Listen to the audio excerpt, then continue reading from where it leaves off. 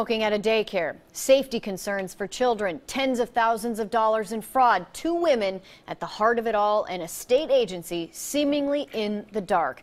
Just how much checking does the Department of Human Services do when it comes to certifying people for daycare or even elderly care jobs? Our investigative reporter Carla Castano uncovers a glaring gap in the system that could put Oregon's most vulnerable at risk.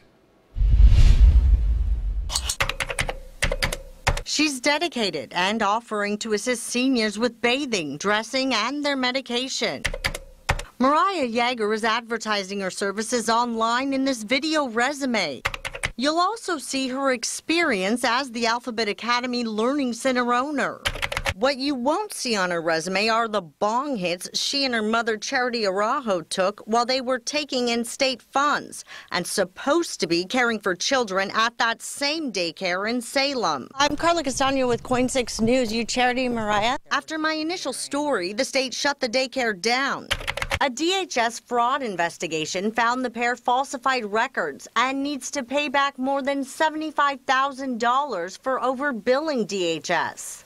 But that didn't stop them from passing the DHS background checks to do in-home care for seniors and people with disabilities. We called Department of Human Services immediately and said, you know, this is a concern. I found out that your concerns were accurate. Both women were also found to be in violation of health and safety rules by DHS investigators. Is it a case of the left hand not knowing what the right hand's doing? Yeah, I think that's kind of a good way to put it. DHS is a large organization. We have multiple programs with different rules. Another worker from the daycare, who was also permanently banned from doing child care, also passed right through the state background check. That's Joe Araujo, Charity's husband. DHS revoked all three provider numbers as soon as I notified them. I did not know about this previously, and I'd just like to thank you for bringing this to our attention. I went to legislators to find out how this could happen. It sounds like DHS followed all of the rules as they exist, but thanks to your investigation, I think we have learned about a vulnerability in the system that needs to be addressed. If 3 Alphabet Academy workers were able to jump through this loophole, how many others could do the same?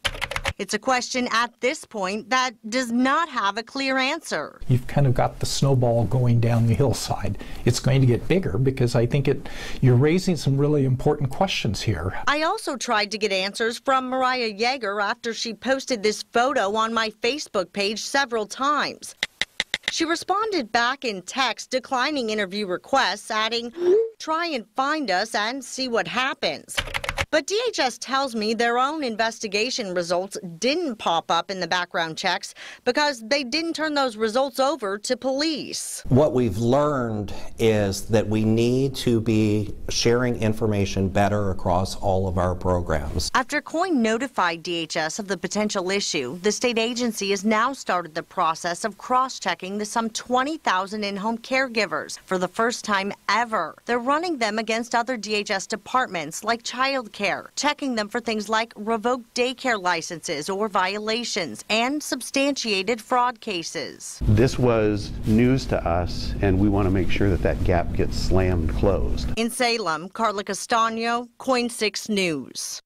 And another thing, DHS is responsible for all background checks in Oregon for in-home caregivers. That's even for private providers.